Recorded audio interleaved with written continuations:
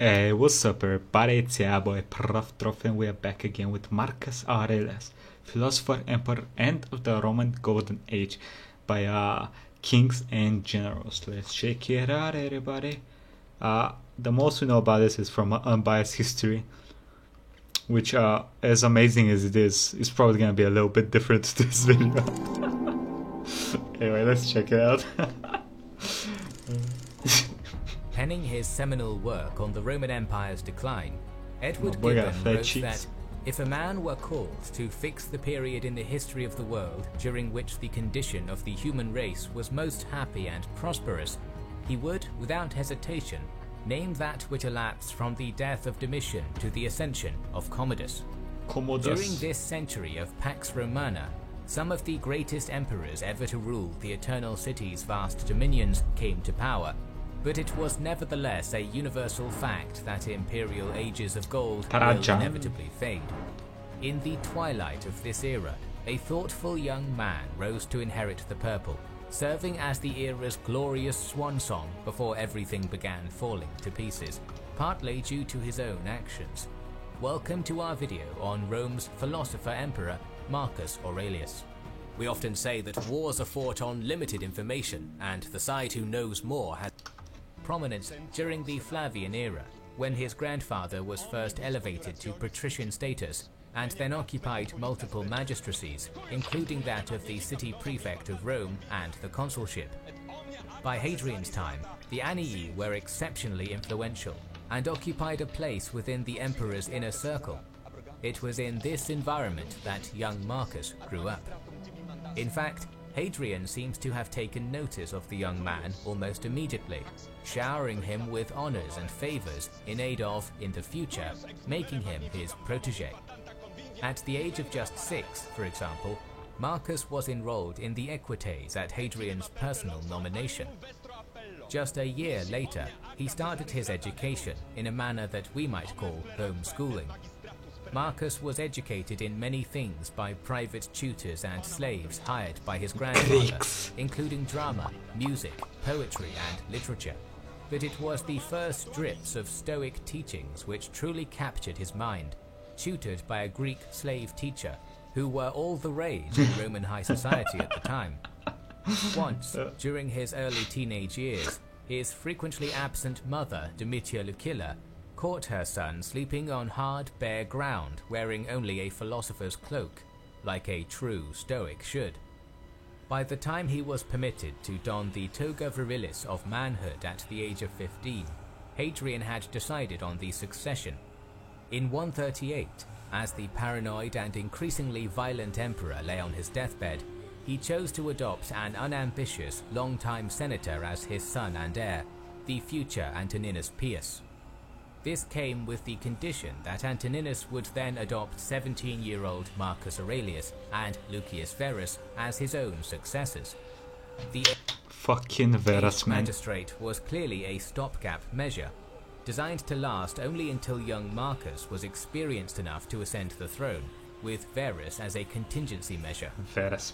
His settlement resolved, Hadrian died in July 138. It is said that Marcus was absolutely mortified by his new status. During the famously peaceful reign of Antoninus Pius, Marcus completed his formal education under the supervision of men such as Cornelius Fronto, the greatest rhetorician of his age, and Junius Rusticus, who nurtured the young prince's love of Stoicism. Marcus also continued to prove himself a dutiful and worthy, although physically frail, heir to the empire. He was appointed to the quaestor position, followed by a 2-time stint as consul, as well as receiving both the tribunician and proconsular powers, all signals as to who would be the successor. Soon enough, coins were minted promoting Marcus as Caesar of Rome. To link him even more closely with Antoninus, he married the princeps' daughter Faustina in 145, who bore the first of Marcus's 13 children just 2 years later. Far from being a temporary stand-in, however, By the way, for a guy weak of body, he sure had a lot of children. His dick ain't weak at all. For over 2 decades. It is a credit to Marcus's character that, in the Roman imperial world of assassination and power politics, he didn't just depose his adopted father, as many others would have. True. This loyalty can be explained by the closeness shared by the two men. When one of Marcus's beloved tutors died, he expressed excessive grief, which was regarded as un-Roman by some of the courtiers, who complained about it to the emperor. However, Antoninus immediately had Marcus's back, telling his entourage to let him be a human being for once. It was a conscious recognition of just how different Marcus was expected to be as emperor, and the stress it must have brought him. On March 7th, 161, when a 74-year-old Antoninus was on his deathbed, he expressed a wish that his adopted son and heir would treat the Roman Empire as well as he had Faustina. After inheriting the supreme authority, Marcus Aurelius's first act was he basically wanted them to fuck the Roman Empire, get 13 children, to delegate a part of that power away by insisting to the Senate that Lucius Verus, his adopted brother, become his junior co-emperor. Biggest mistake. Immediately following their meeting with the Senate, Marcus Aurelius and his younger colleague customarily granted each Praetorian guardsman a donative of 20,000 sesterces to ensure their loyalty, after which they oversaw Antoninus's funeral and unopposed deification by the Senate. Rome's ship of state sailed smoothly for the first half year of this dual reign, but then everything began falling apart. The autumn of 161 saw torrential downpours which flooded the Tiber and particularly affected Rome, killing many and leaving many homeless. Marcus did his best to alleviate the city's suffering. As if it wasn't enough, even worse and more shocking news arrived from the eastern provinces at about the same time. Emboldened by Antoninus Pius's tepid military stature, an aggressive Parthian king, Vologases IV, invaded the traditional Roman ally kingdom of Armenia. Initially, Vologases' force managed to destroy a few Roman armies sent to stop them. By the time reports reached Rome, Syria was in danger and the situation was critical. As usual. As neither Augustus had any military experience, Marcus sent Lucius Verus as figurehead to represent the imperial house at war, accompanied by a formidable general staff who would fight the war for him. Cassius. While Verus travelled to the east at a leisurely pace, and his generals began planning, Marcus Aurelius remained in Rome, personally administering Rome's financial, organizational and legal matters, performing the day-to-day tasks which are often eclipsed in our historical narrative by accomplishments of military and diplomatic natures. True. As Roman armies were battling their Parthian counterparts in the east, Marcus Aurelius reintroduced Hadrian's unpopular but effective system of administering Italy with 4 special magistrates, with a limited authority to ease the Senate's worries. Good governance was balanced with the need to keep Rome's age-old aristocracy content. However, the emperor refused to place the Senate's privileges above his empire's well-being. To ensure a constant inflow of competent magistrates and officials, Marcus increased the scope of positions available to equites and increased their salaries. The emperor's accountant, the rationibus, for example, was appointed from among the equites in Marcus's reign. An emulation of the Senate's ancient ladder of magistracies, the cursus honorum, was also developed for equites to rise through the ranks and show their prowess, thereby increasing the pool of talented candidates. Through this system would come many of the next generation's great figures, such as Pertinax and Septimius Severus. Fucking Severus, man.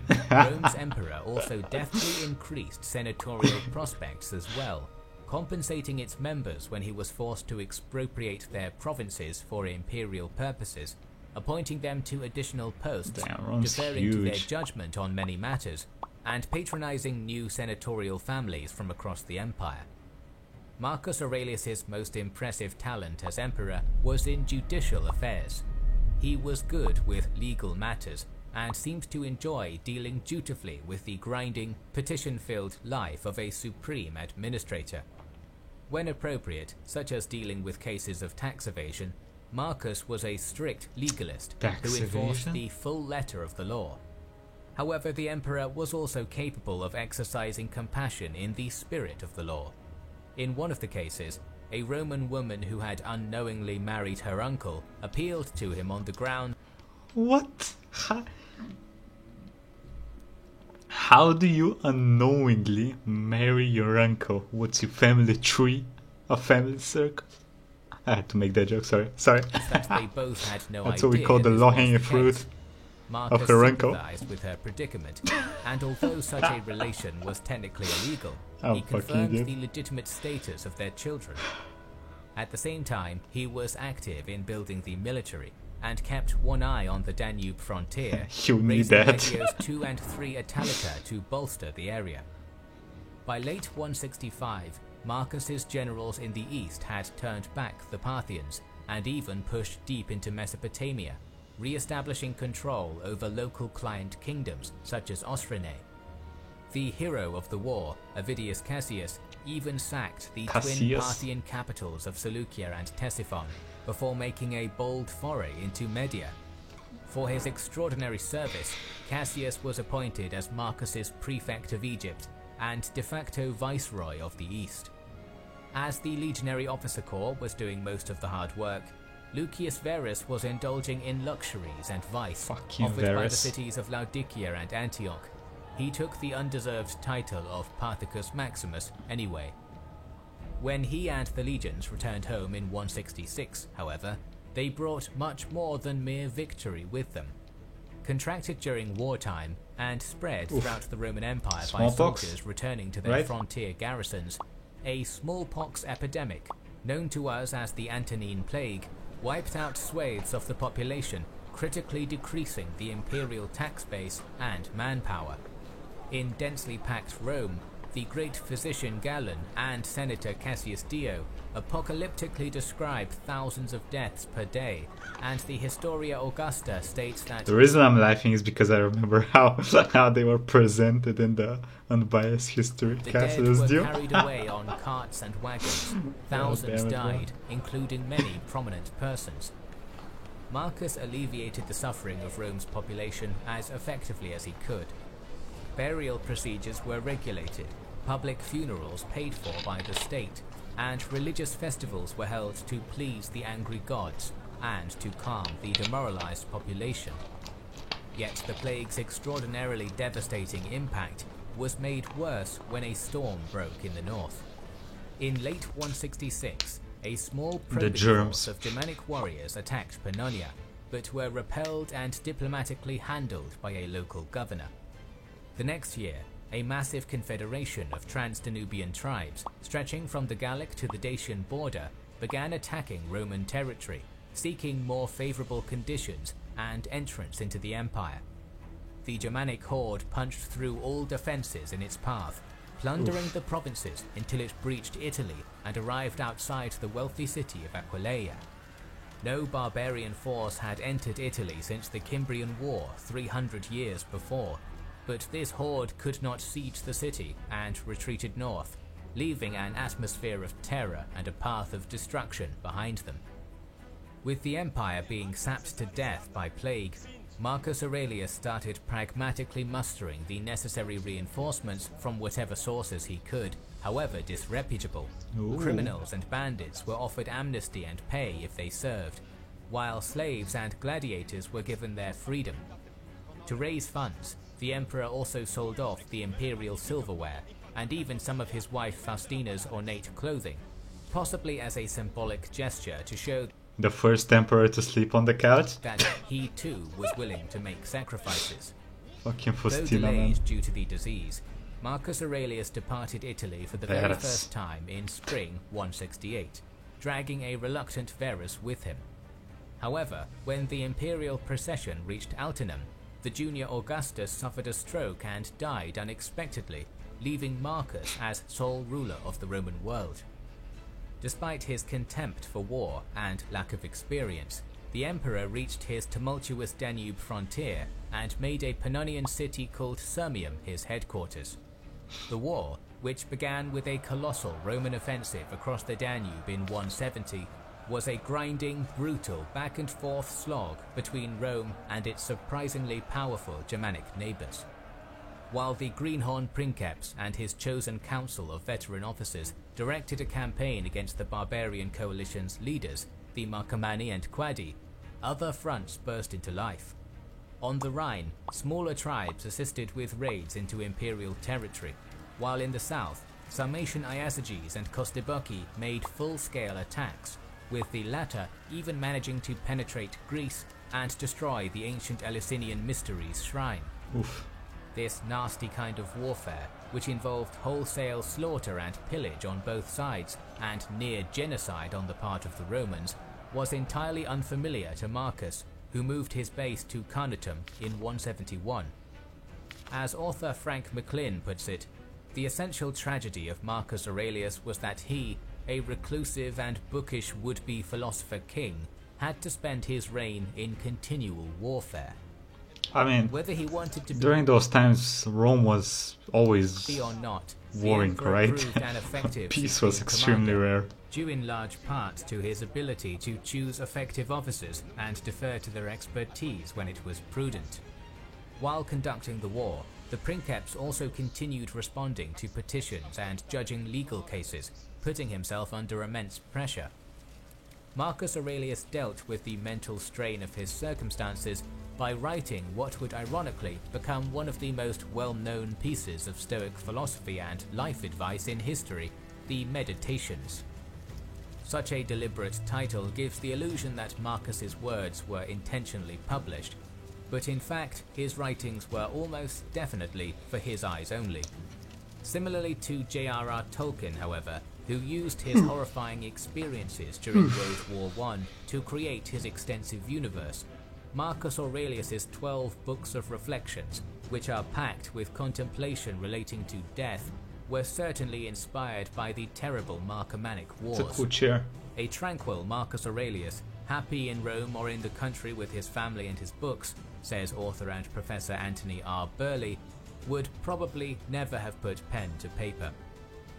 As the Roman legions shifted from place to place during the fighting of the early 170s, Marcus continued to write whenever he found the time, detailing matters far too extensively to discuss fully here, including his duties as emperor, trouble sleeping, and even musing about withdrawing from life completely. To summarize the Meditations does not do Marcus's writings justice, but one passage in particular shows his general attitude towards life.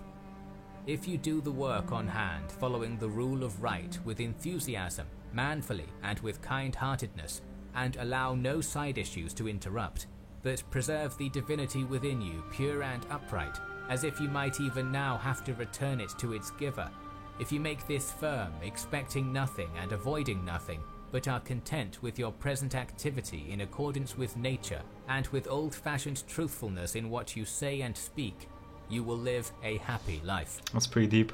It is this kind of thought which likely led to Marcus's writings' survival after his death, and which engender keen attention in the 21st century. Go and read the Meditations for yourself.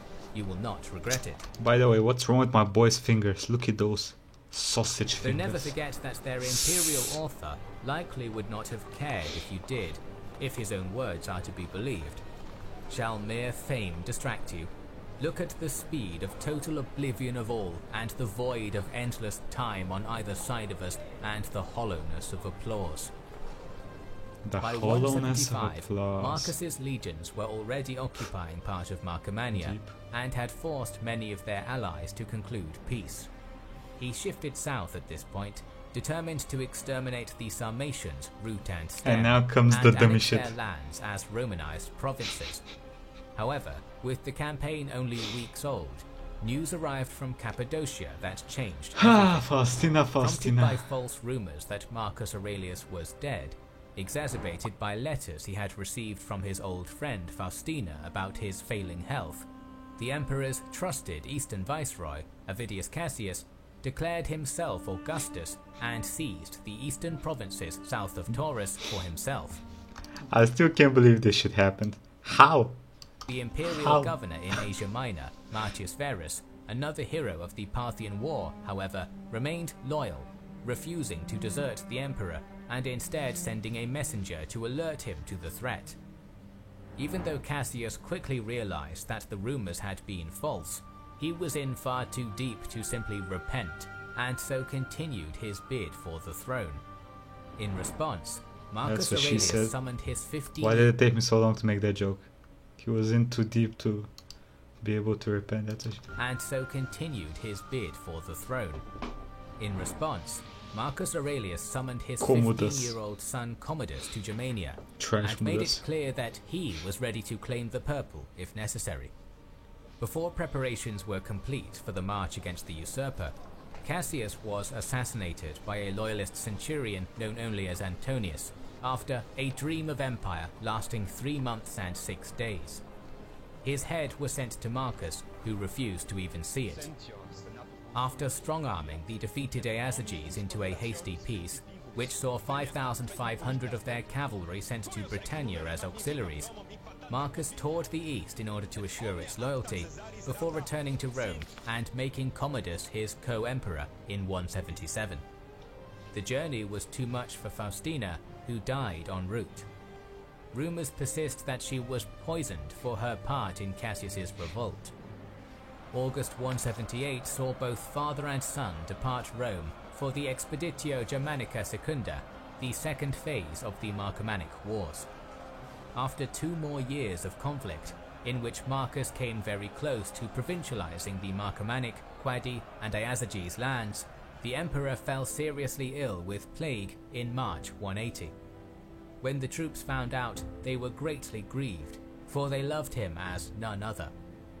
One night, as the emperor's condition worsened, a tribune asked him for the night's watchword and was told to go to the rising sun, for I am already setting.